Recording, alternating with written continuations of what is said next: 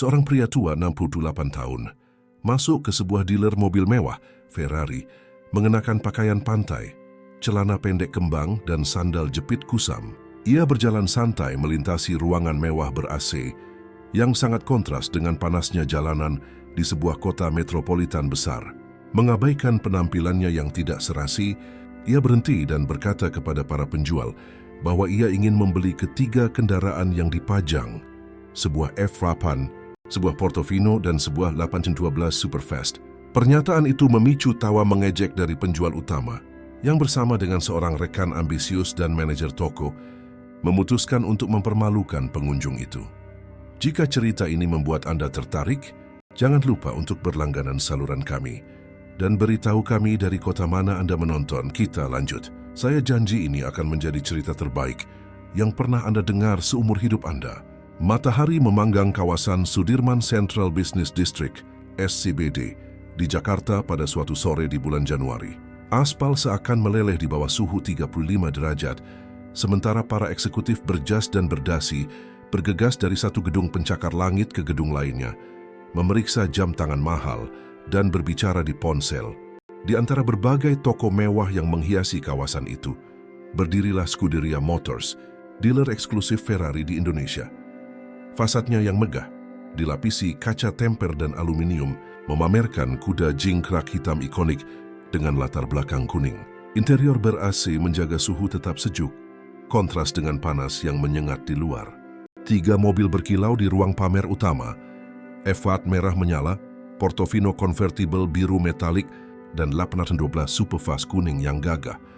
Rizky Effendi, penjual utama, dengan bangga memoles lencana Salesman of the Year miliknya sambil memperbaiki simpul dasi Italianya, seraya mengamati bayangannya di kap F8. Di sampingnya, Tommy Pratama, penjual termuda dan paling ambisius di tim, dengan kompulsif menata katalog di atas meja marmer. Di kantor berdinding kaca di belakang, Edwin Setiawan, manajer toko, sedang berbicara di telepon sambil memamerkan jam tangan yang terlihat seperti Rolex asli. Porsche baru Dr. Rina itu keren sekali ya, komentar Tommy, sambil merapikan brosur untuk ketiga kalinya. Rizky tersenyum meremehkan. Karen? Itu mobil entry level. Itu menunjukkan batas kemampuannya. Klien Ferrari sejati tidak membeli Porsche standar seperti itu. Tapi dia dokter bedah plastik terkenal, punya klinik di Kebayoran Baru, bantah Tommy bingung.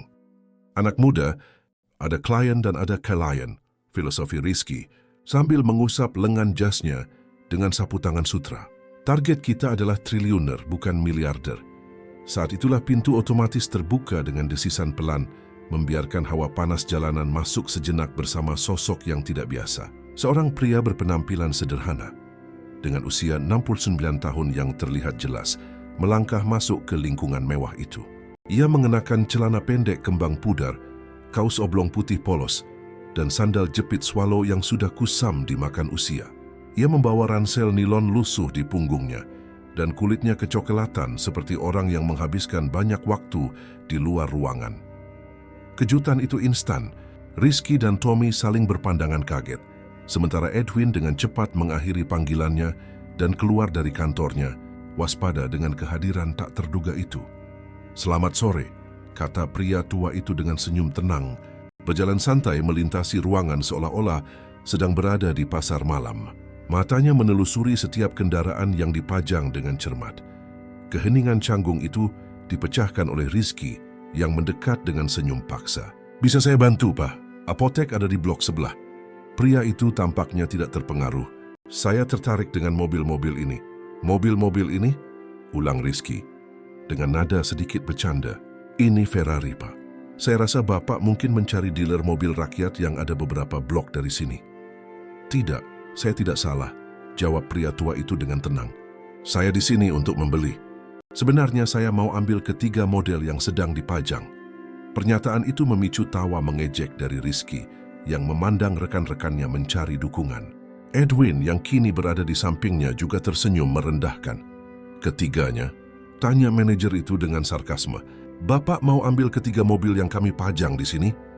"Iya," konfirmasi pria itu tanpa mengubah ekspresi tenangnya. "Yang merah, yang biru, dan yang kuning. Sangat cantik." Rizky, Edwin, dan Tommy membentuk setengah lingkaran di sekitar pengunjung itu, seperti predator mengepung mangsa yang mudah. "Apakah Bapak tahu berapa harga kendaraan ini?" tanya Edwin, melipat tangan untuk memamerkan Rolex palsunya. "Sekadar informasi, F-Avan ini harganya sekitar 13 miliar rupiah, Portofino kira-kira 10 miliar, dan Clavasan 12 Superfast hampir 18 miliar. Kita bicara total hampir 41 miliar rupiah. Saya tahu persis harganya," jawab pria itu. "Saya sudah membacanya sebelum datang." Edwin maju selangkah mengambil sikap mengintimidasi. "Pak, kami punya kebijakan ketat untuk memverifikasi kemampuan finansial.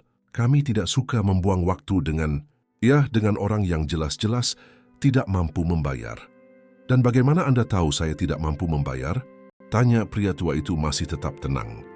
Rizky menimpali, "Lihat saja penampilan Bapak. Dengan segala hormat, Bapak memakai celana pendek dan sandal jepit Swallow seharga 50.000 di dealer Ferrari. Saya rasa Bapak bahkan tidak sanggup membeli bannya." Pria itu menarik napas dalam-dalam sebelum menjawab, "Kalian di sini untuk menjual mobil atau untuk menilai pakaian pelanggan?" Pertanyaan itu menimbulkan keheningan sesaat yang segera dipecahkan oleh Edwin.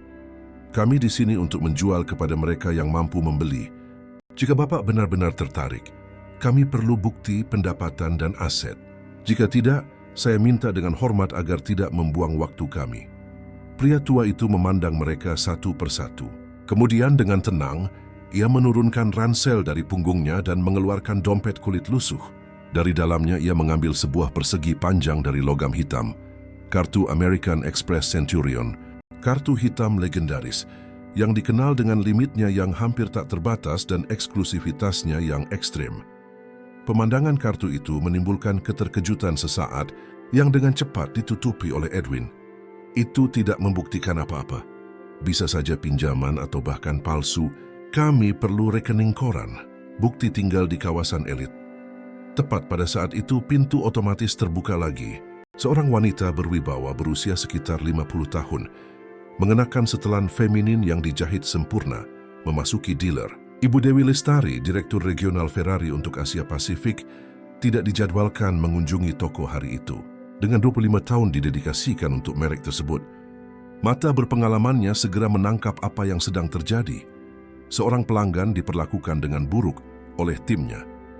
Sementara para penjual memucat saat mengenalinya, Ibu Dewi berjalan langsung ke arah pria tua bercelana pendek dan bersandal jepit itu, mengabaikan sama sekali karyawannya. "Selamat sore, Pak. Saya Dewi Lestari, Direktur Regional Ferrari. Ada yang bisa saya bantu hari ini?" Pria itu tersenyum tenang saat menyalami Ibu Dewi. "Selamat sore, Bu. Saya hanya sedang menjelaskan kepada karyawan Anda bahwa saya ingin membeli ketiga kendaraan yang dipajang." Rizky maju selangkah, mencoba mengambil kembali kendali situasi. "Ibu Direktur, kami hanya sedang memverifikasi kondisi keuangan. Pelanggan ini, prosedur standar seperti yang Ibu terapkan sendiri."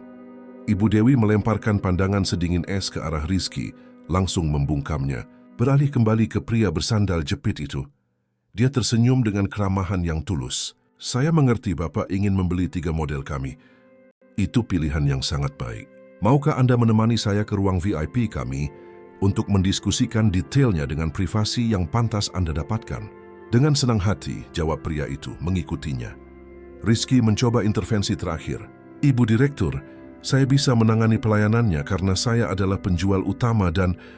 "Anda sudah cukup menangani hari ini, Rizky," potong Ibu Dewi dengan tajam. "Tolong sediakan kopi dan air untuk ruang VIP kami. Segera." Saat mereka berjalan ke ruang eksklusif, Edwin dan Tommy saling bertukar pandang cemas. Ruang VIP dealer adalah lingkungan yang disediakan untuk klien paling penting. Dihiasi dengan peninggalan sejarah Ferrari, termasuk setir yang ditandatangani oleh Michael Schumacher, dan foto-foto bersejarah pabrik Maranello. Sofa kulit Italia berwarna merah melengkapi suasana eksklusif. Begitu pintu tertutup, Ibu Dewi menoleh ke pria itu dengan tatapan tulus. "Saya minta maaf atas perilaku tim saya. Itu tidak bisa diterima." Pria itu tersenyum. "Sebenarnya saya sengaja berpakaian seperti ini. Ini adalah sebuah ujian." Ibu Dewi mengangkat alisnya, penasaran. "Sebuah ujian?" "Yes," konfirmasinya, duduk dengan nyaman di sofa. Izinkan saya memperkenalkan diri dengan baik. Saya Budi Hartono, pendiri Hartono Konstruksi. Pengenalan itu langsung terlihat di mata Ibu Dewi. Hartono Konstruksi adalah salah satu perusahaan konstruksi sipil terbesar di negara itu, bertanggung jawab membangun pusat perbelanjaan, rumah sakit, dan gedung pencakar langit di beberapa ibu kota provinsi. Sebuah kehormatan bisa bertemu Anda secara pribadi, Pak Budi, kata Ibu Dewi, benar-benar terkejut. Reputasi Anda sudah terkenal. Pak Budi membuat gerakan rendah hati dengan tangannya. Saya lebih suka orang tidak mengenali saya. Itu memungkinkan saya melihat karakter mereka yang sebenarnya. Dia berhenti sejenak, melihat ke pintu yang tertutup, seperti karakter penjual Anda. Saya ingin menceritakan sebuah kisah. Jika Anda mengizinkan, lanjut Pak Budi bersandar di sofa. Saya lahir di pinggiran Jakarta, di Kampung Melayu. Ketika tempat itu masih dianggap sebagai salah satu tempat paling berbahaya. Ibu saya mencuci pakaian untuk orang lain dan ayah saya ketika sedang sadar bekerja sebagai kuli bangunan. Pada usia 14 tahun, saya putus sekolah untuk bekerja di konstruksi. Tidak ada pilihan lain, entah itu atau kami kelaparan. Ibu Dewi mendengarkan dengan saksama, merasakan kedalaman di balik kata-kata sederhana itu. Pada usia 19 tahun, lanjutnya, saya bekerja sebagai kuli dalam pembangunan sebuah rumah mewah di Pondok Indah. Suatu hari, saat sedang mengangkut sak semen, saya melihat pemiliknya datang dengan Ferrari Testarossa kuning. Saya ingat seperti baru kemarin. Dia berhenti melihat ke proyek dengan acuh tak acuh dan masuk ke rumah sementara rumah mewah itu diselesaikan. Pada saat itu, saya berjanji pada diri sendiri. Suatu hari nanti, saya akan membeli 3 Ferrari kuning. 1 untuk setiap anak yang saya impikan. Pak Budi membuka ransel lusuhnya dan mengeluarkan foto lama, terlipat di ujung-ujungnya karena sering dipegang. Dia menunjukkannya kepada Ibu Dewi. Di dalamnya seorang pemuda kurus dan kotor, karena semen tersenyum di samping Ferrari kuning yang diparkir. Seorang rekan mengambil foto ini diam-diam. Saya membawanya selama 50 tahun. Itu cerita yang luar biasa, komentar Ibu Dewi tampak tersentuh. Saya bekerja keras, lanjut Pak Budi. Saya menabung setiap rupiah yang mungkin. Pada usia 25, saya mendapat pinjaman untuk membeli truk pengiriman material pertama saya. Pada usia 30, saya memiliki toko bahan bangunan kecil. Pada usia 35, saya mendirikan Hartono Konstruksi dengan 3 karyawan. Hari ini kami memiliki lebih dari 800 kolaborator. Dia berhenti sejenak, melihat melalui jendela ruang VIP ke ruang pamer utama, di mana ketiga penjual itu berbicara dengan gugup. Anda tahu, Bu Dewi, selama bertahun-tahun ini, saya tidak pernah mengubah kebiasaan saya. Saya masih tinggal di lingkungan yang sama, tentu saja sekarang di rumah yang lebih baik. Saya masih minum kopi di kedai kopi di sudut jalan dan memakai sandal jepit saya. Saya tidak melihat ada gunanya pamer. Ibu Dewi mengangguk penuh pengertian. Itu mengagumkan, Pak Budi. Kemarin saya genap berusia 69 tahun, ungkapnya. Ketiga anak saya mengadakan pesta kejutan. Ada cucu-cucu saya, teman-teman saya selama 5 dekade, beberapa karyawan yang telah bersama saya sejak awal. Saat itulah saya memutuskan sudah waktunya untuk memenuhi janji saya. Dia mengeluarkan foto lain dari dompetnya, 3 pemuda tersenyum di sebuah pesta, di samping seorang pria tua berambut abu-abu yang tampak seperti dirinya. Anak-anak saya, Lukas yang tertua adalah insinyur dan mengambil alih arahan teknis perusahaan 5 tahun lalu. Markus yang tengah adalah bagian keuangan, lulusan ekonomi dan melipat gandakan aset kami dengan investasi cerdas. Rama si bungsu adalah yang kreatif, arsitek pemenang penghargaan yang merevolusi proyek-proyek kami. Mereka banyak berkorban saat saya membangun perusahaan. Sudah waktunya untuk membalas budi. Jadi mobil-mobil itu untuk mereka, simpul Ibu Dewi. Ya, 1 untuk masing-masing. Dan saya ingin mobil-mobil itu dikirimkan pada hari jadi perusahaan sebulan lagi. Ibu Dewi tersenyum, tetapi ekspresinya segera menjadi serius. Pak Budi, saya harus jujur kepada Anda. Ketiga penjual di luar sana itu adalah masalah kronis bagi kami. Maksud Anda? Kami sudah menerima beberapa keluhan tentang mereka karena mendiskriminasi pelanggan berdasarkan penampilan. Bulan lalu kami kehilangan penjualan 2 kendaraan kepada seorang pengusaha muda di sektor teknologi karena dia datang dengan jeans dan kaos Meskipun sudah ada beberapa pelatihan dan peringatan, mereka tetap bersikeras dengan perilaku elitis ini. Pak Budi menggaruk dagunya, berpikir, "Saya mengerti." Sebenarnya, lanjut Ibu Dewi, mencondongkan tubuh ke depan dengan kilatan tekad di matanya, "Saya melihat ini sebagai kesempatan untuk memberi pelajaran definitif. Jika Anda bersedia, tentu saja." "Saya mendengarkan," jawab Pak Budi dengan senyum penuh arti. "Kita bisa lakukan ini."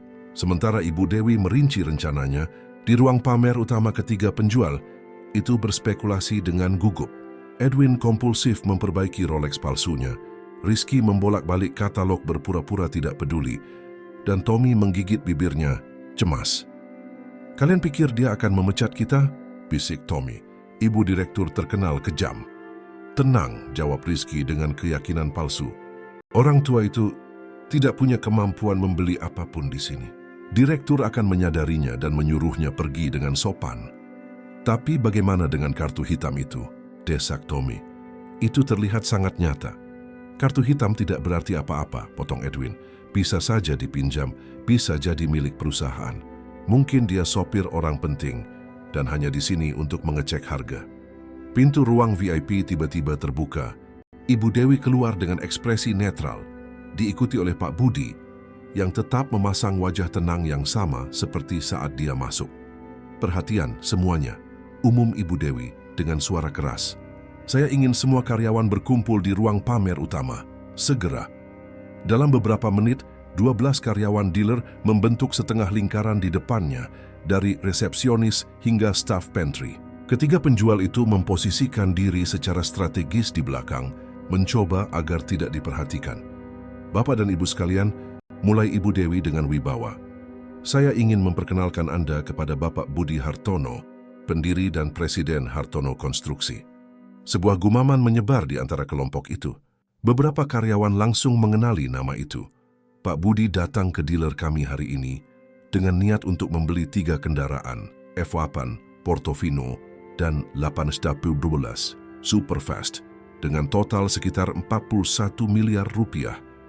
Mata para karyawan yang terbelalak bergantian menatap pria sederhana, bercelana pendek dan bersandal jepit itu dan ketiga mobil mewah yang dipajang. Rizky terlihat sangat pucat. "Sayangnya," lanjut Ibu Dewi dengan nada tajam, "Pak Budi tidak menerima layanan yang pantas ia dapatkan." Dia berbalik ke belakang ruangan, di mana ketiga penjual itu mencoba bersembunyi. "Rizky, Edwin, Tommy, silakan maju ke depan." Dengan enggan dan tampak sangat tidak nyaman, ketiganya maju di bawah tatapan penasaran rekan-rekan mereka. Rizky mempertahankan ekspresi arogan, mencoba menyembunyikan kegugupannya. Edwin memperbaiki dasinya secara kompulsif, sementara Tommy tampak seperti akan pingsan. "Tuan-tuan ini," Ibu Dewi menunjuk ke trio itu, "hari ini telah menunjukkan perilaku yang bertentangan dengan semua nilai merek kami. Izinkan saya berbagi dengan Anda apa yang terjadi." Dengan presisi bedah, Ibu Dewi menggambarkan perlakuan yang diberikan kepada Pak Budi ketika dia memasuki toko. Dia mengutip kata-kata ofensif yang digunakan oleh masing-masing penjual secara tekstual, memicu pandangan celaan dari karyawan lain. Setiap kata yang diulang, ketiganya tampak semakin terbenam ke lantai. "Lihat saja penampilan Bapak. Dengan segala hormat, Bapak memakai celana pendek dan sandal jepit Swallow seharga 50.000 di dealer Ferrari. Saya rasa Bapak bahkan tidak sanggup membeli bannya." Ibu Dewi mengulangi kata-kata Rizky dengan ketenangan yang diperhitungkan. "Itulah yang dikatakan oleh salesman terbaik kita kepada salah satu pengusaha konstruksi sipil terbesar di Indonesia." Rizky menatap lekat-lekat sepatu Italianya, tidak mampu menatap rekan-rekannya. Pak Budi bukan hanya pendiri perusahaan dengan pendapatan tahunan lebih dari 1 triliun rupiah, lanjut Ibu Dewi. Beliau juga merupakan contoh kegigihan, memulai sebagai kuli bangunan pada usia 14 tahun dan membangun kerajaannya dengan kerja keras dan integritas. Direktur itu berhenti sejenak secara dramatis, mengamati efek kata-katanya. "Penjualan akan diproses oleh saya secara pribadi. Ketiga penjual yang terlibat dalam insiden menyedihkan ini tentu saja akan dikecualikan dari komisi yang sesuai. Hukuman itu berat pada penjualan sebesar itu. Komisi tersebut mewakili gaji beberapa bulan bagi mereka masing-masing." Tommy semakin pucat, sementara Edwin mengepalkan tinjunya erat-erat. Rizky mempertahankan topeng ketidakpedulian, tetapi urat yang berdenyut di pelipisnya menunjukkan kemarahan yang tertahan. Ibu Dewi kemudian menoleh ke Pak Budi. Pak Budi, atas nama Ferrari, saya dengan tulus meminta maaf atas perlakuan tidak dapat diterima yang Anda terima hari ini. Apakah Anda ingin menyampaikan beberapa patah kata kepada karyawan kami? Faris Musa, Pak Budi mengangguk dan maju selangkah. Meskipun pakaiannya sederhana, ada martabat alami dalam posturnya yang kini dapat dilihat dengan jelas oleh semua orang. Selama 50 tahun hidup saya, mulanya dengan suara tenang namun tegas, saya tidak terlihat. Sebagai kuli bangunan, sebagai pengantar barang, sebagai pedagang kecil, orang-orang melihat menembus saya.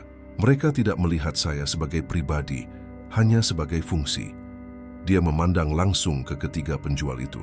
Nilai sebenarnya dari seseorang bukanlah pada pakaian yang dia kenakan, mobil yang dia kendarai, atau lingkungan tempat dia tinggal. Itu ada di dalam karakter. Pak Budi berjalan perlahan melintasi ruangan, melewati mobil-mobil yang berkilauan. Saya tidak pernah menukar celana pendek dan sandal jepit saya dengan jas mahal, karena saya tidak pernah lupa dari mana saya berasal. Kaki saya tetap menapak di tanah, bahkan ketika perusahaan saya membangun gedung pencakar langit. Dia berhenti di depan ketiga penjual yang dipermalukan itu. Kalian kehilangan penjualan besar hari ini, bukan karena kalian gagal mengenali uang saya, tetapi karena kalian gagal mengenali kemanusiaan saya. Dan inilah tuan-tuan alasan sebenarnya mengapa kalian tidak akan mencapai kesuksesan sejati. Tidak peduli berapa banyak mobil yang kalian jual, keheningan itu mutlak. Beberapa karyawan matanya berkaca-kaca. Resepsionis itu diam-diam menyeka air mata. Ibu Dewi mengambil alih. Sekarang mari kita ke ruangan saya untuk menyelesaikan detail penjualan. Pak Budi, silakan ikuti saya. Ketika mereka hendak pergi, Pak Budi berbalik. Sebelum itu, saya ingin beberapa menit sendirian dengan ketiga anak muda ini, jika memungkinkan. Ibu Dewi ragu-ragu tetapi setuju dengan anggukan. Tentu, kalian bisa menggunakan ruang VIP. Saya akan menunggu di kantor saya ketika kalian selesai. Karyawan lain bubar, dengan enggan kembali ke tugas mereka, masih mencerna apa yang telah mereka saksikan. Rizky, Edwin, dan Tommy mengikuti Pak Budi ke ruang VIP seperti terpidana yang berjalan ke tiang gantungan. Begitu berada di dalam ruangan, dengan pintu tertutup, Pak Budi mempersilahkan mereka duduk. Ketiganya menurut dalam diam, menghindari tatapannya. Saya ingin menceritakan kisah lain kepada kalian, kata Pak Budi, tetap berdiri.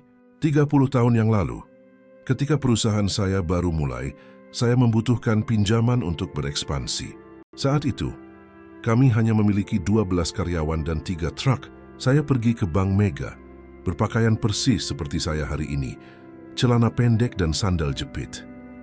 Dia tersenyum mengenangnya. Manajer itu bahkan tidak mempersilahkan saya duduk. Dia bilang saya salah tempat, bahwa bank itu untuk pengusaha sungguhan, bukan untuk kuli bangunan akhir pekan. Kata-katanya persis.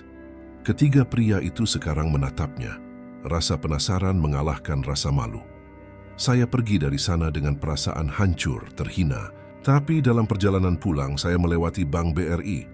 Saya masuk, masih dengan celana pendek dan sandal jepit saya. Manajer di sana seorang pria bernama Bapak Chandra Santosa. Tidak peduli dengan pakaian saya. Dia berbicara dengan saya selama 2 jam tentang rencana saya, visi saya untuk perusahaan. Sore harinya, saya keluar dari sana dengan pinjaman yang disetujui. Pak Budi duduk menatap mata masing-masing penjual. Pinjaman itulah yang memungkinkan Hartono Konstruksi tumbuh dan menjadi seperti sekarang ini. Dan kalian tahu apa yang terjadi dengan manajer yang menghina saya itu. 5 tahun kemudian, banknya bangkrut saat krisis. Dia akhirnya datang melamar pekerjaan di perusahaan saya. Edwin menelan ludah, tampak terganggu oleh cerita itu. Dan Bapak mempekerjakannya? Tanya Tommy nyaris berbisik. Saya mempekerjakannya. Dia mulai di Departemen Keuangan dan bekerja di sana selama 15 tahun sampai dia pensiun. Saya tidak pernah menyebutkan pertemuan pertama kami, tapi saya yakin dia ingat. Hidup memang penuh ironi. Rizky, yang sampai saat itu mempertahankan sikap defensif, akhirnya angkat bicara. Mengapa Anda menceritakan ini kepada kami? karena kalian melakukan kesalahan yang sama seperti yang dia lakukan. Menilai orang dari penampilan dan kehilangan peluang berharga. Bukan hanya peluang bisnis, tetapi juga pertumbuhan pribadi. Pak Budi bangkit, memperbaiki celana pendek kembangnya. Ibu direktur mungkin akan memecat kalian. Dia punya hak penuh mengingat riwayat keluhan. Ketiga pria itu bertukar pandang cemas. Tapi saya akan memintanya untuk memberi kalian satu kesempatan terakhir. Kejutan itu serempak. Edwin adalah yang pertama bereaksi. Kenapa? Setelah apa yang kami katakan kepada Bapak. Karena saya lebih suka dikenang karena kemurahan hati sekarang, setelah saya memiliki kekuatan, daripada karena balas dendam. Selain itu, tambahnya dengan senyum tipis, setiap orang berhak mendapat kesempatan untuk belajar dari kesalahan. Pak Budi menuju pintu, tetapi sebelum membukanya, dia berbalik untuk terakhir kalinya. Oh, dan soal saran yang kalian berikan tentang toko perlengkapan pantai. Sebenarnya saya juga pemilik jaringan toko itu. Pantai kita, tahu? Kami punya 47 toko di seluruh negeri. Meninggalkan ketiga penjual itu benar-benar terperangah. Pak Budi keluar dari ruang VIP dan menuju kantor Ibu Dewi untuk menyelesaikan pembelian kendaraan. Di kantor direktur regional yang didekorasi dengan elegan, detail akhir penjualan sedang didiskusikan. Pak Budi baru saja memasukkan kartu hitamnya ke mesin pembaca untuk pembayaran uang muka 30% dari total nilai, sekitar 13 miliar rupiah. Kendaraan akan tersedia dalam 3 minggu, jelas Ibu Dewi, sementara Pak Budi menandatangani dokumen. Kami akan melakukan pengiriman khusus jika Bapak menginginkannya. Itu akan sempurna, jawab Pak Budi. Saya berencana membuat kejutan untuk anak-anak saya di hari jadi perusahaan. Tentang ketiga orang itu, mulai Ibu Dewi, dengan ekspresi serius. Jangan pecat mereka, potong Pak Budi. Setidaknya, belum. Ibu Dewi mengangkat alisnya terkejut. Anda yakin? Ini bukan insiden yang terisolasi seperti yang saya jelaskan. Saya yakin semua orang berhak mendapatkan kesempatan kedua. Atau mungkin ketiga dalam kasus mereka. Dia tersenyum. Selain itu, saya ingin mereka hadir saat saya datang mengambil mobil. Terserah Anda, setuju Ibu Dewi masih ragu. Tapi mereka akan dalam masa percobaan dan pasti akan kehilangan komisi dari penjualan ini. Adil, anggap Pak Budi. Ketika semua dokumen ditandatangani dan pembayaran diproses, Ibu Dewi mengantar Pak Budi ke pintu keluar. Dalam perjalanan mereka melewati ruang pamer utama, di mana ketiga penjual telah kembali, kini dengan ekspresi muram. Ngomong-ngomong, kata Pak Budi kepada grup itu, cukup keras agar semua orang mendengar, saya perlu asuransi penuh untuk ketiga kendaraan. Siapa di sini yang mengurus itu?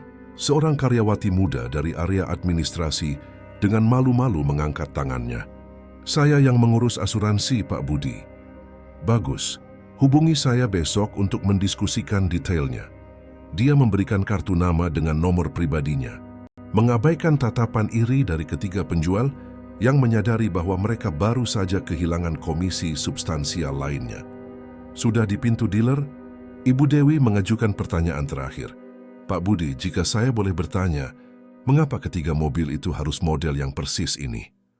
Pak Budi tersenyum, memandang ke langit Jakarta yang cerah. Karena mereka yang paling cantik, jawabnya sederhana. Dan karena saya ingin anak-anak saya mendapatkan yang terbaik. Dengan lambaian terakhir, dia meninggalkan dealer dengan cepat berbaur dengan kerumunan yang lalu lalang di jalan. Ibu Dewi mengamati sosok sederhananya menghilang di antara para eksekutif yang tergesa-gesa dan mobil-mobil mewah, terkagum-kagum dengan kisah yang baru saja disaksikannya. Malam itu juga, di pinggiran Jakarta, Pak Budi berjalan menyusuri jalan-jalan yang dikenalnya di kawasan Jatinegara. Meskipun merupakan salah satu lingkungan yang lebih sederhana di wilayah itu, disitulah dia memilih untuk tetap tinggal, bahkan setelah kesuksesan finansialnya. Rumahnya meskipun nyaman dan telah direnovasi selama bertahun-tahun, tetap mempertahankan fasad sederhana yang sama dengan tetangganya. Tidak ada tembok tinggi atau sistem keamanan yang mencolok. Hanya alarm sederhana dan kamera yang dipasang atas desakan anak-anaknya. Pak Budi, suara anak-anak menginterupsi pikirannya. Itu Adit, seorang anak laki-laki berusia 10 tahun yang tinggal 2 rumah darinya. Hei jagoan, bagaimana sekolah hari ini? Pak Budi berjongkok agar sejajar dengan anak itu, mengabaikan protes dari lututnya yang menua. Aku dapat 9 matematika. Umum Adit dengan bangga memamerkan kertas ujiannya. Luar biasa, tahu kan kamu pasti bisa. Pak Budi mengeluarkan selembar uang Rp50.000 dari dompetnya. Ini dia, seperti yang saya janjikan. Nilai di atas 8, hadiah khusus. Adit menerima uang itu dengan mata berbinar. Separuhnya akan saya tabung untuk kuliah, seperti yang Bapak ajarkan. Itu baru anak pintar. Separuh lagi bisa kamu pakai untuk beli es krim atau mainan. Kamu pantas mendapatkannya. Berpamitan dengan anak itu, Pak Budi melanjutkan perjalanannya ke kedai kopi di sudut jalan. Tempat yang sama di mana dia minum kopi selama lebih dari 4 dekade. Saat memasuki tempat sederhana namun sangat bersih itu, dia disambut hangat oleh Ibu Siti, sang pemilik. Yang biasa, Pak Budi. Yang biasa, Bu Siti. Dia duduk di meja biasanya. Yang ketiga dari kiri ke kanan, dekat jendela yang menghadap ke jalan. Dalam beberapa menit, Bu Siti membawakan kopi susu dan 2 potong roti bakar dengan mentega meleleh. Jadi bagaimana di dealer mewah itu? Dapat mobilnya untuk anak-anak? Pak Budi tersenyum. Bu Siti adalah salah satu dari sedikit orang yang tahu rencananya dapat. Akan diantar pas hari jadi perusahaan. Dan orang-orang kaya di sana melayani Bapak dengan baik. Atau mereka sombong karena celana pendek Bapak? Tanyanya, duduk di depannya seperti yang dia lakukan setiap hari pada jam sepi itu. Seperti yang saya bayangkan, jawabnya, menyesap kopinya. Tapi direkturnya wanita yang hebat, menyelesaikan situasi dengan berkelas. Saya yakin penjual sombong itu pasti pucat pasi waktu tahu siapa Bapak sebenarnya. Bu Siti tertawa membayangkan adegannya. Bu Siti, saya tidak pernah mengerti kebiasaan menilai orang dari pakaiannya. Ketika saya masih jadi kuli bangunan, mengangkut sak semen di punggung seharian, uang saya tidak kalah berharganya dari uang orang lain. Ya begitulah, Pak Budi. Ada orang yang perlu menginjak orang lain untuk merasa hebat. Bapak tidak seperti itu. Makanya Bapak sukses dalam hidup tanpa kehilangan kerendahan hati. Saat mereka mengobrol, televisi di sudut kedai kopi menayangkan berita lokal. Sebuah laporan menarik perhatian Pak Budi, menayangkan pembangunan Rumah Sakit Umum Daerah, RSUD Cilincing yang baru, sebuah proyek Hartono Konstruksi. Lihat itu Pak Budi, itu proyek Bapak. Dia mengamati gambar-gambar itu dengan senyum tipis. Pekerjaan itu lebih cepat dari jadwal. Dan laporan itu menyoroti bahwa tidak, seperti proyek publik lainnya di kota itu, proyek ini mengikuti jadwal dengan ketat. Reporter itu mewawancarai Lukas, putra sulungnya, yang sebagai kepala insinyur menjelaskan detail teknis proyek tersebut. Mas Lukas terlihat seperti bapak waktu muda, komentar Bu Siti. Cara bicaranya sama, sangat teknis, tapi tanpa kesombongan para insinyur itu. Dia mulai dengan mengangkut batu bata di proyek, tahu? Semua anak saya mulai dari bawah. Saya memastikan itu. Dan itulah mengapa mereka menjadi bos yang baik sekarang, menghargai para pekerja. Selesai minum kopi, Pak Budi membayar seperti biasa meninggalkan tip yang besar dan berpamitan dengan Bu Siti. Namun, alih-alih pulang ke rumah, dia berbelok ke kiri dan berjalan beberapa blok lagi sampai tiba di sebidang tanah kosong yang dikelilingi pagar seng kusam. Itu adalah lahan kosong, ditutupi rumput liar dan sampah. Pak Budi berhenti di depannya, menatap tajam melalui celah di pagar seng. Siapapun yang melihatnya di sana mungkin akan merasa aneh, melihat seorang pria tua menatap sebidang tanah kosong dengan begitu intens. Tetapi bagi Pak Budi, itu bukan sekadar lahan kosong. Di sanalah pernah berdiri rumah kecil setengah, jadi tempat dia dibesarkan. Rumah 2 kamar yang ayahnya, di saat-saat sadar telah bangun sedikit demi sedikit, bata demi bata. Rumah yang sama tempat ibunya mencuci pakaian untuk orang lain dan tempat dia tidur di atas tikar di lantai. Saya pikir ayah ada di sini. Suara yang familiar membuat Pak Budi berbalik. Itu Markus, putra tengahnya, bagian keuangan perusahaan. Tinggi, berkacamata tipis dan berjas rapi, dia tampak tidak pada tempatnya di daerah sederhana itu. Bagaimana kamu tahu ayah ada di sini? Markus tersenyum. Ayah, setiap kali sesuatu yang penting terjadi dalam hidup ayah datang ke sini. Seolah-olah ayah perlu terhubung kembali dengan akar ayah. Pak Budi mengangguk, tersentuh oleh persepsi putranya. Ayah membeli 3 Ferrari hari ini. Markus membelalakkan matanya, benar-benar terkejut. Ayah melakukan apa? Cerita yang selalu ayah ceritakan tentang Ferrari kuning ketika ayah bekerja sebagai kuli bangunan. Ingat? Tentu saja ingat. Ayah berjanji suatu hari akan memiliki 3 Ferrari kuning, 1 untuk setiap anak yang ayah impikan. Tepat. Nah, akhirnya ayah melakukannya. Markus terdiam selama beberapa saat mencerna informasi itu. Ayah tidak perlu. Maksud saya itu mobil yang sangat mahal dan ayah selalu begitu hemat. Ini bukan masalah kebutuhan, Nak. Ini masalah janji. Pak Budi kembali menatap lahan kosong itu. Ketika kamu tumbuh seperti ini, tanpa apa-apa, dan berjanji pada dirimu sendiri, janji itu menjadi hampir seperti agama.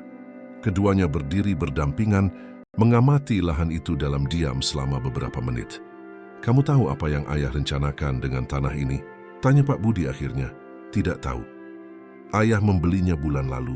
Pemiliknya bahkan tidak tahu siapa ayah, bahwa ayah lahir di sini. Ayah akan membangun sekolah teknik, STM gratis, untuk melatih anak-anak muda dalam konstruksi sipil, listrik, hidrolik. Keterampilan yang bisa memberi mereka apa yang ayah dapatkan, kesempatan untuk mengubah hidup. Markus tersenyum, melingkarkan lengannya di bahu ayahnya. Ayah tidak pernah berhenti mengejutkan ya, menghabiskan miliaran untuk Ferrari bagi kami. Tetapi hadiah ayah yang sebenarnya adalah untuk orang-orang yang bahkan tidak ayah kenal. Kalian bertiga sudah memiliki semua yang kalian butuhkan, jawab Pak Budi dengan sederhana. Sekolah ini akan menjadi warisan ayah. Keesokan harinya rutinitas di dealer Ferrari tampak normal kembali, tetapi suasana tegang menyelimuti udara. Ketiga penjual, Rizky, Edwin, dan Tommy, telah dipanggil ke ruangan Ibu Dewi pagi-pagi sekali untuk pembicaraan definitif. Kalian dalam masa percobaan, umum Ibu Dewi dengan dingin. Keluhan apapun, sikap prasangka apapun terhadap klien, dan itu akan menjadi pemecatan langsung. Rizky, yang selalu paling arogan, kini mempertahankan sikap yang lebih terkendali. Edwin tampak benar-benar menyesal.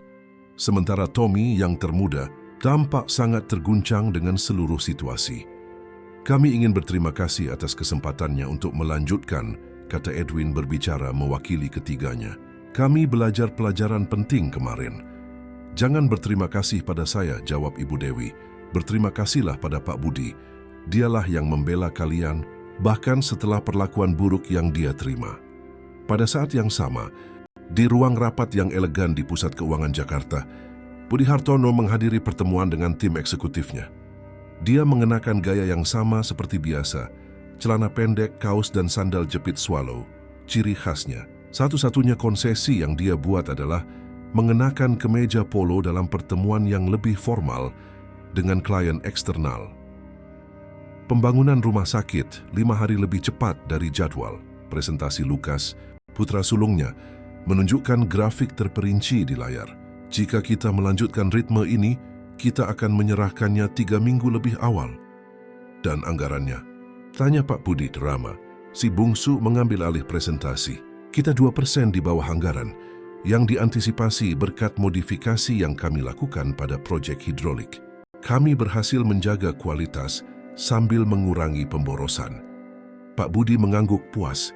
Rapat berlanjut dengan diskusi teknis tentang proyek lain yang sedang berjalan. Di akhir, ketika semua orang sudah bangkit untuk pergi, dia meminta ketiga putranya untuk tetap tinggal. Jadi, mulai Lukas ketika mereka sendirian, Markus memberitahu kami tentang Ferrari. Pak Budi tersenyum. Tidak ada rahasia di antara anak-anaknya. Seharusnya ini menjadi kejutan. Dan itu masih akan jadi kejutan, jamin Rama, arsitek keluarga. Kami terkejut dengan gesturnya, bukan dengan hadiahnya itu sendiri. Ayah, sela Markus, sang pragmatis keuangan, ayah yakin itu hampir 41 miliar rupiah. Pak Budi bersandar di kursinya, mengamati ketiga pria di depannya. Dia melihat dalam diri mereka yang terbaik dari dirinya, tetapi juga kualitas yang tidak pernah dia miliki.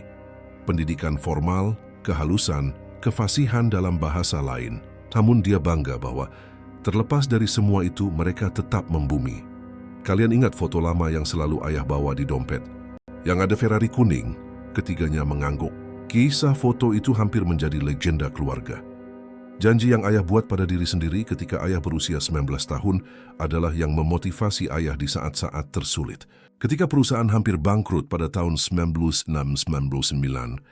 ketika kita kalah tender penting pada tahun 2005, ketika kita menghadapi gugatan buruh pada tahun 2010, janji itulah yang ayah pegang teguh. Dia berhenti sejenak, memandang keluar jendela panorama ke Cakrawala, Jakarta. Dihiasi gedung pencakar langit, beberapa di antaranya dibangun oleh perusahaannya. Sekarang, di usia 69 tahun, ayah akhirnya bisa memenuhinya. Dan tidak ada yang memberi ayah kepuasan lebih dari memberi hadiah kepada kalian bertiga, yang telah mengubah impian individu menjadi pencapaian kolektif. Lukas, yang selalu paling pragmatis, masih tampak ragu. Ayah tahu kami tidak butuh Ferrari, kan? Kami sangat bahagia dengan mobil kami saat ini. Pak Budi tertawa. Ayah tahu, itulah tepatnya alasan mengapa kalian pantas mendapatkannya. Tidak pernah menuntut apapun, selalu bekerja keras, tidak pernah pamer kekayaan. Anggap ini bukan sebagai hadiah untuk kalian gunakan, tetapi sebagai simbol dari apa yang telah kita bangun bersama. Rama, yang paling sentimental di antara ketiganya, matanya berkaca-kaca. Terima kasih, ayah.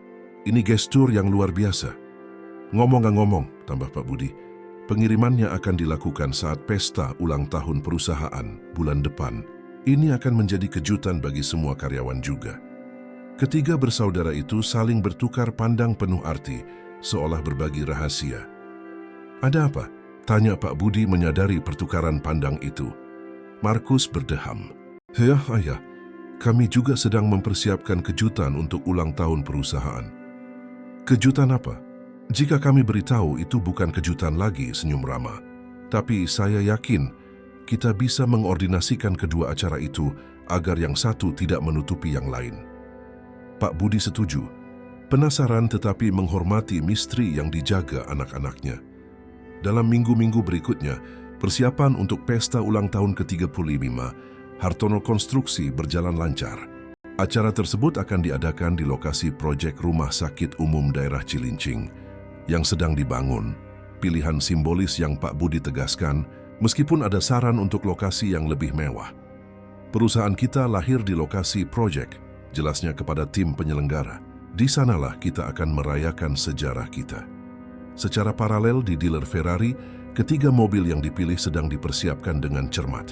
F-Hasten merah, Portofino biru metalik, dan 812 Superfast kuning menerima penyesuaian teknis dan estetika terakhir untuk pengiriman.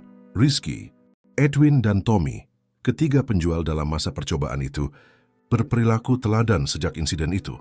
Trio itu telah meminta untuk bekerja secara khusus dalam persiapan kendaraan Pak Budi sebagai bentuk penebusan atas perlakuan tidak pantas mereka. Saya belum pernah melihat kalian begitu berdedikasi pada penjualan yang tidak akan menghasilkan komisi, komentar Ibu Dewi saat menemukan mereka sedang memoles pelek F8 secara pribadi. Ini bukan tentang komisi, jawab Edwin, mengejutkan direktur. Ini tentang apa yang kami pelajari. Tommy yang termuda menambahkan, Pak Budi bisa saja menghancurkan karir kami, tetapi dia memilih untuk memberi kami kesempatan kedua. Yang paling tidak bisa kami lakukan adalah memastikan mobilnya benar-benar sempurna. Saya menerima telepon darinya kemarin, ungkap Ibu Dewi. Dia meminta perubahan dalam pengiriman.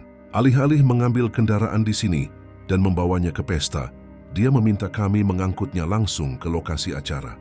Rizky, yang sampai saat itu tetap diam, akhirnya angkat bicara. Bisakah kami melakukannya secara pribadi? Mengangkut mobil dan berpartisipasi dalam pengiriman? Ibu Dewi mengamatinya dengan rasa ingin tahu. Kenapa? Karena kami ingin meminta maaf secara terbuka. Jelasnya mengejutkan bahkan rekan-rekannya dengan kerendahan hati yang baru. Pak Budi pantas mendapatkannya. Dan selain itu, dia ragu-ragu. Selain itu, dorong Ibu Dewi. Selain itu, saya pikir kita semua membutuhkan pelajaran terakhir ini. Melihat reaksi karyawannya ketika mereka mengetahui bahwa bos mereka yang berjalan dengan celana pendek dan sandal jepit membeli 3 Ferrari untuk anak-anaknya. Ibu Dewi merenung sejenak lalu mengangguk. Itut, saya akan bicara dengannya, tapi kalian tahu kalian tidak akan mendapatkan komisi, kan? Itu tidak akan berubah. Kami tidak melakukan ini untuk komisi, tegas Edwin. Kami melakukan ini untuk pembelajaran. Pada minggu pesta besar, aktivitas di kantor pusat Hartono Konstruksi sangat intens. Karyawan dari semua departemen terlibat dalam persiapan, membagi waktu antara fungsi biasa mereka dan tugas-tugas terkait acara. Di kantornya yang sederhana, Pak Budi selalu menolak gagasan ruang kepresidenan yang mewah. Pendiri perusahaan itu memeriksa detail terakhir rencana yang telah dia susun dengan dealer. Pengiriman Ferrari akan menjadi puncak perayaan, saat di mana dia akhirnya akan memenuhi janji yang dibuat pada dirinya sendiri setengah abad sebelumnya. Sebuah ketukan di pintu menginterupsi pikirannya. "Masuk," jawabnya, dengan cepat menyimpan dokumen dealer ke dalam map Ibu Yuni, sekretarisnya selama lebih dari 20 tahun. Masuk dengan ekspresi khawatir. "Pak Budi, saya baru saja menerima telepon dari rumah sakit Siloam. Ini tentang Ibu Siti dari kedai kopi." Wajah Pak Budi berubah seketika. "Ada apa?" "Beliau jatuh dan harus dirawat di rumah sakit. Sepertinya beliau pusing saat bekerja dan jatuh.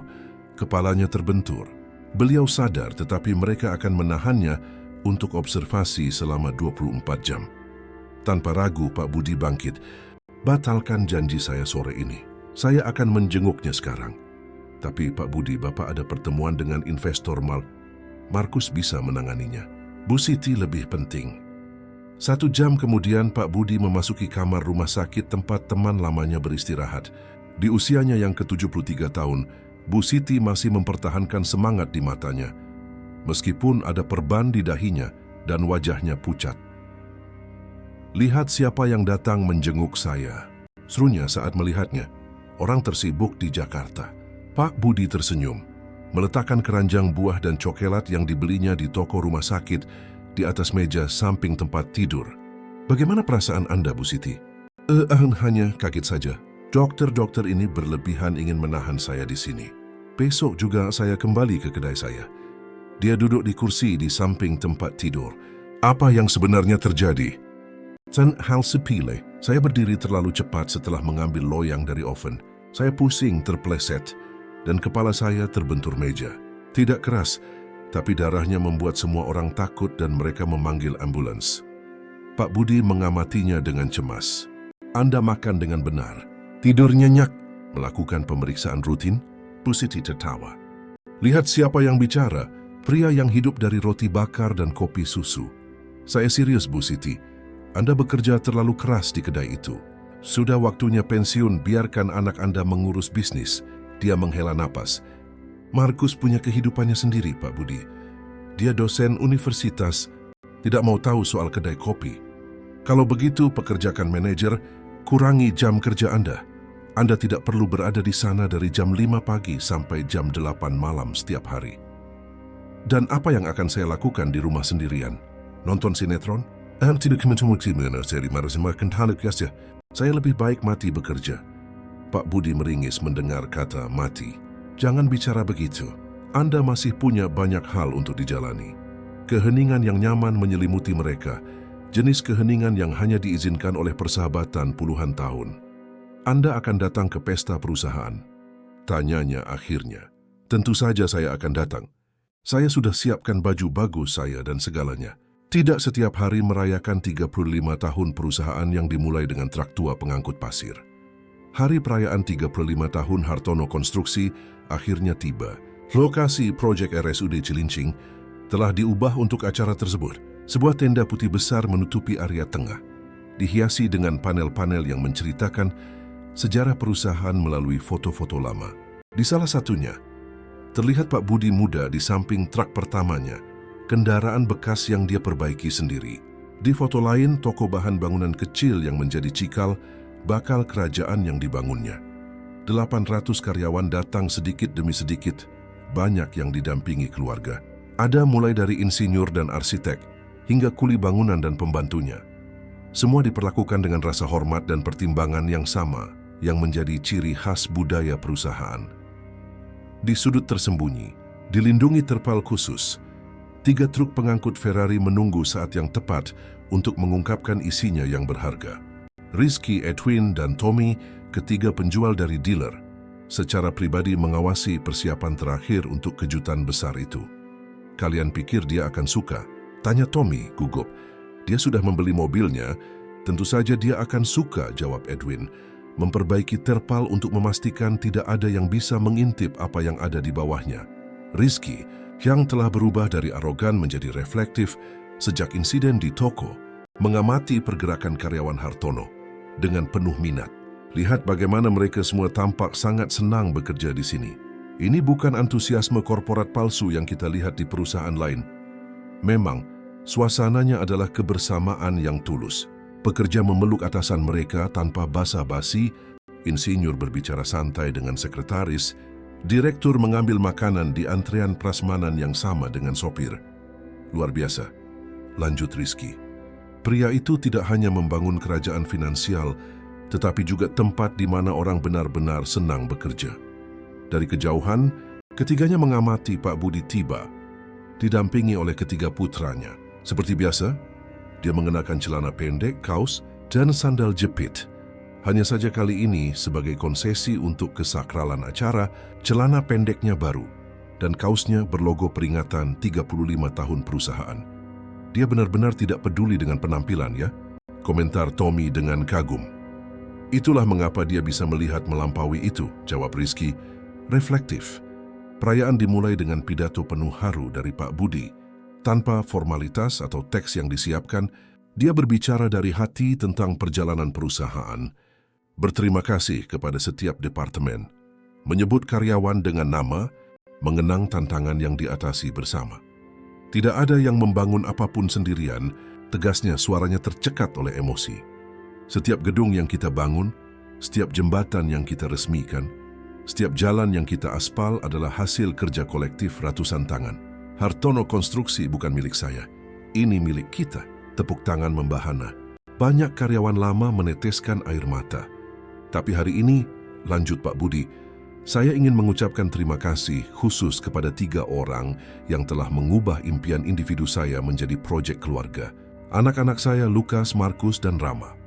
Ketiga pemuda itu naik ke panggung, tampak jelas terharu. Ketika saya mendirikan perusahaan ini, saya bermimpi menciptakan sesuatu yang bisa saya wariskan kepada anak-anak saya. Lebih dari sekadar bisnis, saya ingin meninggalkan warisan nilai-nilai. Kerja keras, kejujuran, menghargai orang tanpa memandang posisi mereka. Ketiga pria ini tidak hanya memahami nilai-nilai itu, mereka mengembangkannya, membawa perspektif baru, pengetahuan teknis, dan yang terpenting, hati ke dalam semua yang kita lakukan. Pak Budi berhenti sejenak, memandang langsung ke arah putra-putranya. Karena itu, hari ini saya ingin memberikan kejutan untuk mereka.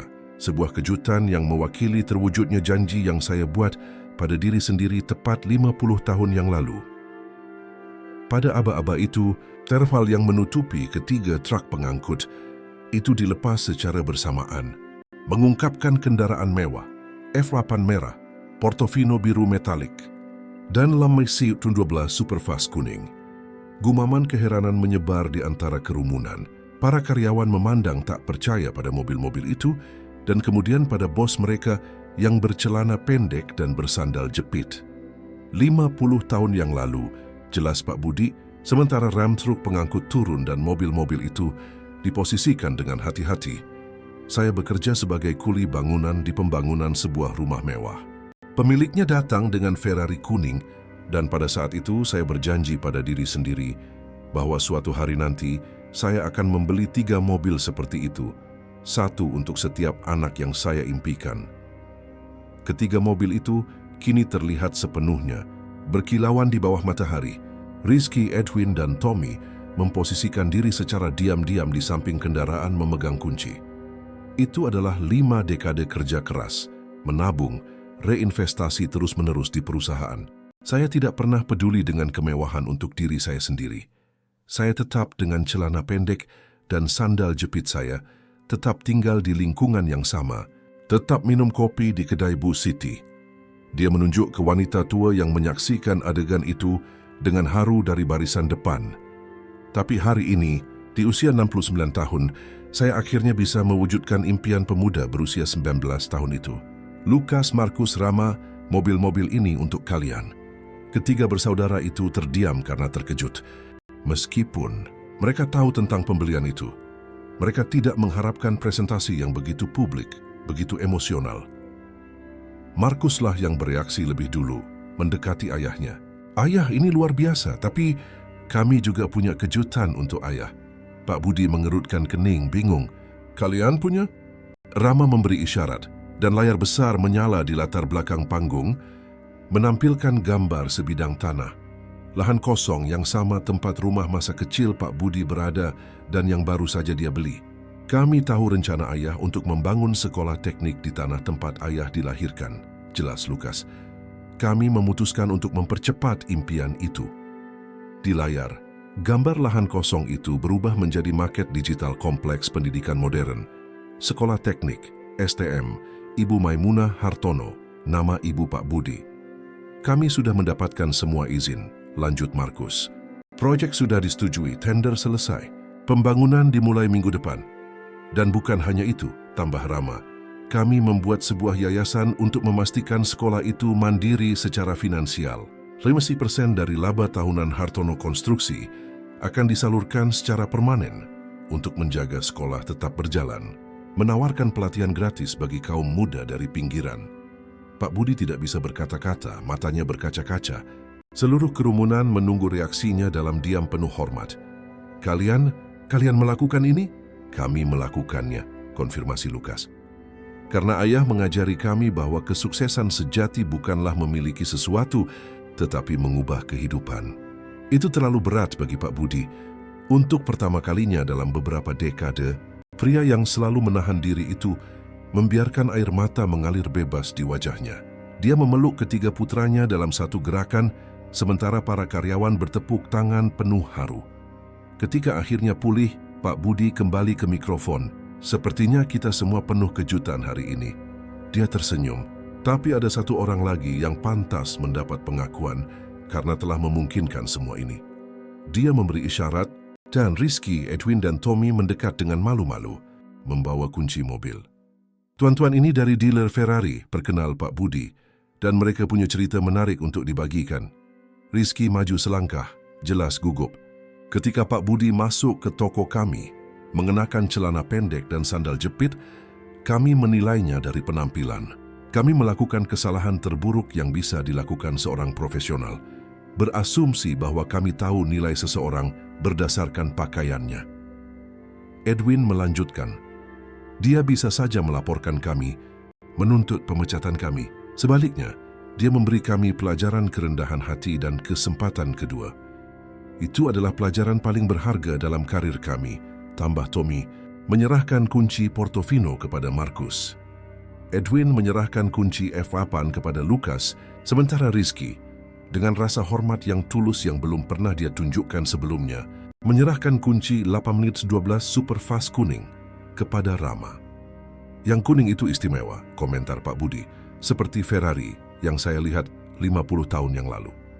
Kemudian, yang mengejutkan semua orang, Rizky meminta mikrofon. "Kami punya satu permintaan terakhir, Pak Budi. Kami ingin Bapak menjadi yang pertama mengendarai mobil kuning itu, untuk melengkapi siklus."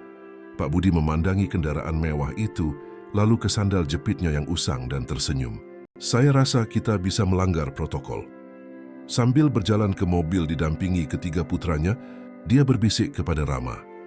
Taruhan mereka belum pernah melihat orang mengendarai Ferrari pakai sandal jepit. Mesin 812 Superfast menderu bertenaga saat Pak Budi memutar kunci. Dengan hati-hati, dia menggerakkan kendaraan itu melintasi ruang terbuka di lokasi proyek. Berputar penuh sementara semua orang bertepuk tangan. Matanya bersinar dengan kepuasan yang jauh melampaui pencapaian materi. Itu adalah penutupan siklus kehidupan, pemenuhan janji yang dibuat kepada pemuda yang pernah menjadi dirinya. Ketika dia parkir kembali, ketiga putranya sudah diposisikan di samping mobil-mobil lain. Seperti dalam koreografi diam-diam, keempatnya masuk secara bersamaan ke dalam kendaraan. Lukas di F8, Markus di Portofino, Rama mengambil alih 812 Superfast, dan Pak Budi duduk di sampingnya di kursi penumpang. Mesin-mesin Italia itu menderu serempak, menciptakan simfoni mekanis yang menggema di seluruh lokasi proyek. Perlahan, ketiga mobil itu memulai parade mengelilingi perimeter rumah sakit masa depan, melewati para karyawan yang terkagum-kagum. Bu Siti, yang berdiri meskipun baru saja mengalami kecelakaan, menyeka air mata saat menyaksikan teman lamanya akhirnya mewujudkan impian yang sering dia ceritakan dalam obrolan pagi mereka di kedai kopi. Ketika mobil-mobil itu akhirnya berhenti, Pak Budi turun dan membuat pengumuman terakhir di mikrofon. Bulan depan, kita akan meresmikan peletakan batu pertama Sekolah Teknik Ibu Maimunah Hartono. Semua diundang, dan ya saya akan tetap memakai celana pendek dan sandal jepit di upacara. Tawa dan tepuk tangan mengakhiri pidato. Sementara pesta berlanjut dengan musik dan kebersamaan, Rizky, Edwin, dan Tommy mendekati Pak Budi untuk berpamitan. "Terima kasih atas pelajarannya, Pak Budi," kata Rizky dengan tulus. "Bapak telah mengubah perspektif kami selamanya." "Bukan saya," jawab Pak Budi dengan sederhana. "Itu adalah kehidupan yang menunjukkan kepada kalian apa yang sebenarnya penting." Malam harinya, dengan perayaan berakhir dan sebagian besar tamu sudah pulang, Pak Budi duduk di sudut tenang lokasi proyek. Ketiga putranya, yang kini resmi menjadi pemilik Ferrari, bergabung dengannya. "Jadi ayah?" tanya Lukas. "Bagaimana perasaan ayah sekarang setelah mewujudkan impian 50 tahun ayah?" Pak Budi merenungkan pertanyaan itu, mengamati bulan purnama yang menerangi kerangka rumah sakit masa depan. Tahu apa yang menarik? Ayah mewujudkan impian itu, tetapi ayah menemukan bahwa impian sebenarnya bukanlah mobil-mobil itu. "Bukan?" tanya Markus. "Bukan. Impian sebenarnya adalah membesarkan anak-anak yang mengerti nilai membangun sesuatu yang lebih besar dari diri mereka sendiri. Dan kalian bertiga," dia berhenti terharu, "kalian melampaui harapan apapun yang ayah miliki." Rama, yang paling emosional di antara ketiganya, memeluk ayahnya. "Dan apa yang akan kita lakukan sekarang? Dengan sekolah yang sedang berjalan dan mobil-mobil yang sudah dibeli, apa tantangan berikutnya?" Pak Budi tersenyum, memperbaiki sandal jepit swallow-nya yang tak terpisahkan di kakinya. "Tantangan berikutnya adalah terus menjadi diri kita sendiri. Terus membangun bukan hanya gedung, tetapi kehidupan. Terus mengingat bahwa nilai sejati ada di dalam karakter, bukan pada harta benda." Lukas bangkit, mengulurkan tangan untuk membantu ayahnya melakukan hal yang sama. "Ayo pulang. Besok kita punya hari yang sibuk." "Ayo," setuju Pak Budi. "Tapi sebelumnya, ayah perlu mampir ke kedai Bu Siti untuk berterima kasih karena dia tetap datang meskipun setelah kecelakaan." "Jam 6 pagi, seperti biasa?" tanya Markus tersenyum. "Seperti biasa," konfirmasi Pak Budi. "Beberapa hal tidak pernah berubah, seperti celana pendek saya, sandal jepit saya, dan sarapan saya di kedai kopi lingkungan." Saat mereka berjalan ke tempat parkir, di mana ketiga Ferrari berkilauan di bawah cahaya bulan, Pak Budi berhenti sejenak, menatap langit Jakarta yang berbintang. "Kalian tahu apa kekayaan sejati itu?" tanyanya, lebih pada dirinya sendiri daripada pada anak-anaknya, yaitu bisa memakai sandal jepit dan celana pendek, bahkan ketika punya uang untuk membeli 3 Ferrari. Keempatnya tertawa memasuki kendaraan mewah itu. Anehnya, bahkan duduk di kursi kulit Italia Superfast kuning, Pak Budi tampak sangat nyaman dengan sandal jepit swallow dan celana pendek kembangnya, karena pada akhirnya, bukan pakaian yang mendefinisikan pria itu, melainkan tindakan dan karakternya. Dan saat konvoi kecil supercar Italia itu melintasi pinggiran Jakarta menuju rumah sederhana tempat Pak Budi bersikeras untuk tinggal, penduduk lingkungan itu melambai, mengenali bukan kendaraan mewah, melainkan pria bersandal jepit yang tidak pernah melupakan akarnya. Akhir cerita para pendengar yang budiman, kami harap kisah Pak Budi Hartono dan sandal jepit swallow-nya telah menyentuh hati Anda. Untuk melanjutkan perjalanan emosi ini, kami telah menyiapkan playlist khusus dengan kisah-kisah yang sama inspiratifnya tentang orang-orang yang mempertahankan esensi mereka meskipun telah sukses. Temukan di sini dengan mengklik di sebelah kiri. Jika Anda menyukai narasi tentang kerendahan hati dan nilai-nilai sejati ini, jangan lupa untuk berlangganan saluran kami dan berikan like pada video ini. Setiap hari kami membawakan kisah-kisah unik yang menjelajahi kompleksitas kehidupan di Indonesia, dari pinggiran hingga gedung pencakar langit. Bagikan di kolom komentar Jika Anda pernah menyaksikan situasi di mana seseorang dinilai secara tidak adil berdasarkan penampilan, pengalaman Anda memperkaya komunitas kami dan mengingatkan kita bahwa, seperti Pak Budi, nilai sejati ada di dalam karakter, bukan pada pakaian yang kita kenakan. Sampai jumpa di cerita berikutnya.